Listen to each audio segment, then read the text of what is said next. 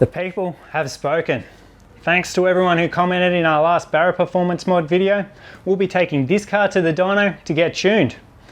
But first, we need to make sure everything's in good working order and we cover off the basics. Because I really don't need to be paying for 2 dyno sessions because we have issues. But also because maintaining a car well will make sure we're not leaving any of that horsepower that we've worked so hard for on the table. We need every little bit we can get. And I'm certainly not just making this video because we couldn't get an earlier booking due to restrictions. Nope, this has always been part of the plan, promise. Hope you enjoy.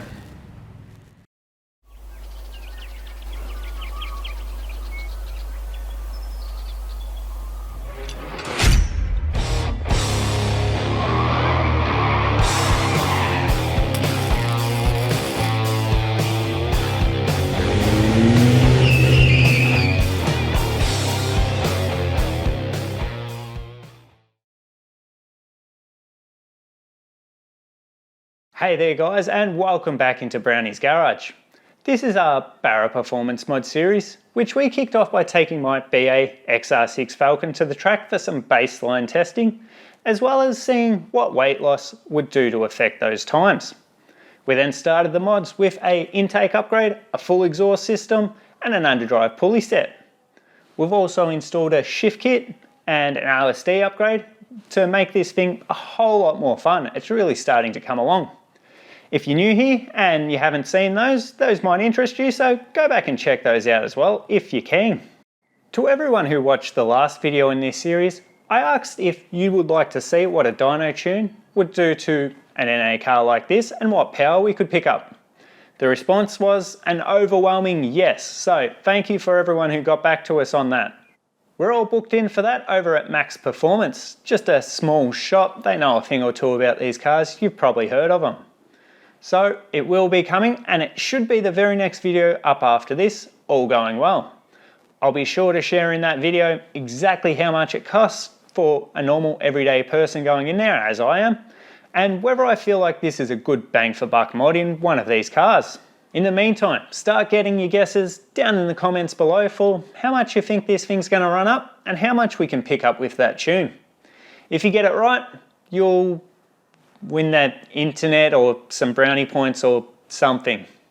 And I'd love to hear from anyone who's done similar, gone through a tune with an NA car, and what results you've got, whether you feel like it's worthwhile, that sort of thing. It'll give me a good idea going into it. And now on to today's episode. As mentioned up top, we'll be carrying out a service on this car. It's well known that without proper servicing, your car won't run nearly as efficiently or breathe at its best, and you could be missing out on some easy horsepower. I won't be touching a few of the somewhat more controversial servicing items, such as injector cleaner additive, combustion chamber cleaner, or top end cleaner, that sort of stuff. There's always a lot of debate about whether these work or whether they're just snake oil with good advertising. There's actually a really good episode that covers that, along with regular servicing items with back-to-back dyno results, the whole lot, on 5th gear. You know, like Top Gear, but the version that not many people watched. It's actually a really good watch if you can track it down, and something that maybe we can have a crack at in the future. No, instead we'll be going over some good old basics. One of those that's easy to check off, especially for us, is your fuel filter. In one of our earlier videos we covered how to change this, and ours is still pretty new, so go back and check that out if you'd like. It's something that's often overlooked and really cheap and easy to change. Probably not as big as an issue in a NA car as opposed to a turbo car where you might be using every last bit of the fuel system in the car, but even on an NA car, it can still ruin your day. For the next item on our list, I'll actually have to get in and do some work. Let's start by jacking up the car and doing something we all know we should be doing, by doing an oil and filter change. Over time and kilometres driven, the properties of your oil will start to degrade and pick up any contaminants from the engine. Most modern oils are also made with detergents that help to clear any old oil deposits, helping to reduce build-up and sludge gathering. By changing this regularly with high quality oils suited to your system, you can improve the efficiency of your engine, meaning more power. Less importantly, it will also of course drastically increase engine life, but whatever, that's just an added bonus. Before dropping the oil, it's best to let the car run for a bit so the oil is warm but not hot. This will help a little with removing any of that sludge or buildup, as well as make it run out quicker and save us waiting all day to get the last of it out. Cracking the oil cap will also help speed this up. Once you've got most of the old oil out, you can reach up and remove the oil filter. If you're lucky and the last person hasn't over-tightened this, and you can get a good grip on it, this may come out by hand. An oil filter removal tool will help. If not, all auto shops will sell these. I particularly like this free jaw ratchet style one. And of course I failed here and got covered in oil. Yep. And now that I've got my hands covered in oil because I messed up, it's normally about this time my nose will start to itch, I'll need the bathroom, and Mum will try calling me on the phone. But I won't answer because I'm a terrible son. Call your mums, guys, and your dad. Now, if I'd watched this video, I'd have remembered that if you reuse the box from your new filter over the old one while you unscrew it the last few threads, you can avoid much of this mess. Whilst it's probably not as important as in older cars, it's still a good idea to pre-fill the filter a little to help prime the oil system for the next startup. Then smear a little oil along the O-ring seal on the filter to help it seat properly without any damage. Of course, don't forget to refit the sump bolt. I'm using a new factory bolt and washer as I'm not sure of the age of the old one and the seal looked to be getting a bit old, just something to keep an eye on. Pop your new filter on, but don't go overly tight, hand tight is plenty. Once you've doubled or even triple checked that you have your sump bolt back in, we can start filling the oil again, checking for any leaks while we have access. I'll put 5 litres in now and finish topping it up once it's back level and I can check the dipstick, but the whole system should take approximately 6.6 litres on these early Barras and 6.8 in some of the newer cars. Next on our list we have our air filter. The benefits of a clean and well-flowing air filter are pretty clear. Your engine after all is just a big air pump, so the easier it can breathe through the filter, the easier it is for it to make all the power that it can. If you've got the factory airbox and panel filter still fitted, then this job's dead easy. You don't even need any tools. Just simply undo the clips around the airbox, lift off the top. That flexible piping on the car can stay on there. You just need to move the airbox out the way enough. And then you can pull out your panel filter, replace it. If it's a reusable one, clean it and, as the name suggests, reuse it. And then clip your lid back on and you're good to go. That'll be the same on the turbo models and the NA models, so that's nice and easy. For my setup, we've upgraded to an aftermarket airbox and pod filter. Now, I've barely driven this car really since I've upgraded this. It doesn't really need to be cleaned, so we'll run you through the process anyway, and the process is much the same for any airbox and pod filter setup. They're pretty simple. I've already gone ahead and removed the screws from the lid. Then just loosen off the hose clamp holding the pod in your airbox. Work it out of there, clean it, dry it while it's out of the car, then put it back in. Not much to it, and that should finish off your general service on an NA Barra. A turbo Barra won't be much different with the exception of your oil feed line, which you should clean out if you've upgraded to one that's serviceable with a filter in it. You really should do that. It seems like a pretty good safety.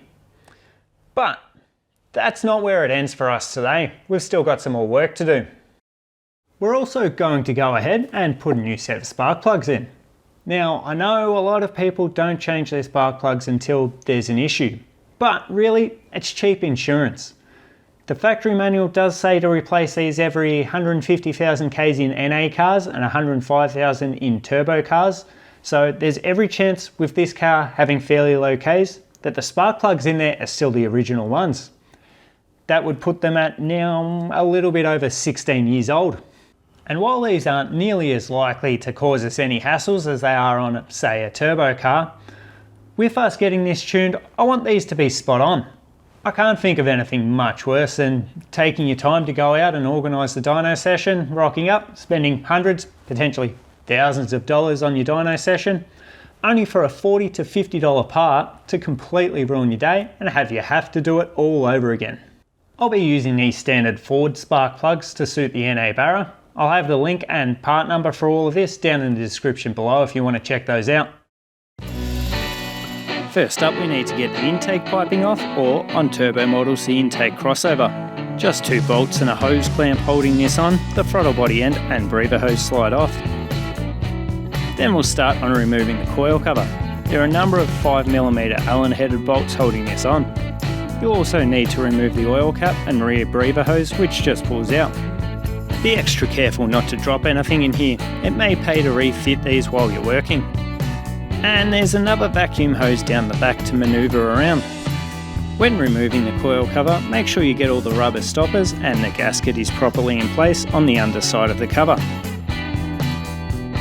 Wiring can then be unclipped and put aside, making sure that you won't mix up the connectors for the 2 variable cam timing solenoids. Then, each of the coils are lifted out. It pays to blow out the spark plug holes with some compressed air before removing the plugs, if you can, to make sure no junk falls into your cylinders, but it isn't entirely necessary. It's also a good time to keep an eye out for any oil in these holes, which may be a sign that it's time to change the rocker cover gasket. I'd also gone ahead and sprayed some penetrating oil in here a day or 2 before to try help this go as smoothly as possible. After all, the spark plugs may have been in there longer than potentially some of you watching have even been alive. We can then grab our spark plug socket, which has a rubber insert to help hold the plugs. Remove each plug and replace them as we go. Just be a little careful lowering them down to not knock the tip, and adjust the pre-gapped electrode gap on the plugs. They're not terribly fragile though. Always start threading your plugs on by hand. Cross-threading these would make for a really bad day. Wind them in until they're finger tight, then tighten a further 1/4 to a half or so turn at most. It's a bit of a feel thing. If this is your first time, you'll be fine. Just remember, you shouldn't really be straining when tightening these too much. They're not wheel nuts. It's all pretty straightforward, and you should find yourself in a good rhythm. That is, until the dreaded 6-cylinder spark plug. Really, it's not that bad at all. Not sure why people make such a big deal of it. I'm using some 3/8 extensions and a universal joint, all pretty standard stuff that most socket sets will have. One trick I'm using though is some electrical tape at some of the joints. This will make for a much tighter fit into one another and hopefully stop them separating when we're removing.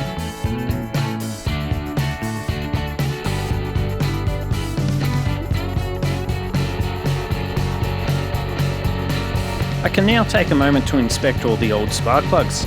Surprisingly, these don't look like originals but Bosch replacements. No idea on the age of them. It pays to take a moment to inspect your plugs while you can. That is, after all, how a lot of old school tuning was done. I'm clearly a hack, but there's plenty of resources online to help you better read your plugs at home. No overly bad signs here though, like black soot or a heap of oily residue or damage or anything like that. They all seem pretty consistent across the board, which is great. Time for reassembly, which is all a straightforward reversal, making sure everything sits back neatly where it was and no wiring gets pinched by the cover.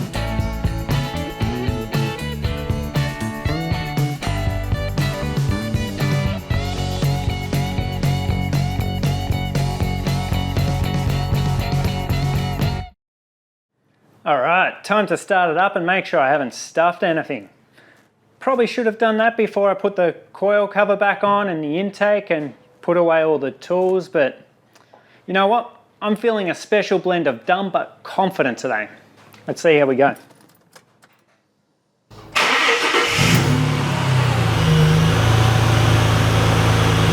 Yep, other than the slightly noisy injectors, all seems pretty happy. I'll let it warm up and take it for a drive around the block to make sure shortly, but that sounds good. Probably should turn this off before I gas myself. I'm going to call that job done there. All we need now is a nice fresh tank of petrol on the way to the dyno, and we should be good to go. And that's what should be coming up next. It's dyno tune time for this car. So, if you want to catch that, please consider subscribing, and we'll have plenty more coming up on this and other cars as well. And if you've enjoyed, again, please consider giving us a like. As for me now, I haven't taken this car out for a drive in far too long, so I'm about to go and do that. Hope you're all well. We'll catch you in the next one. Cheers, guys.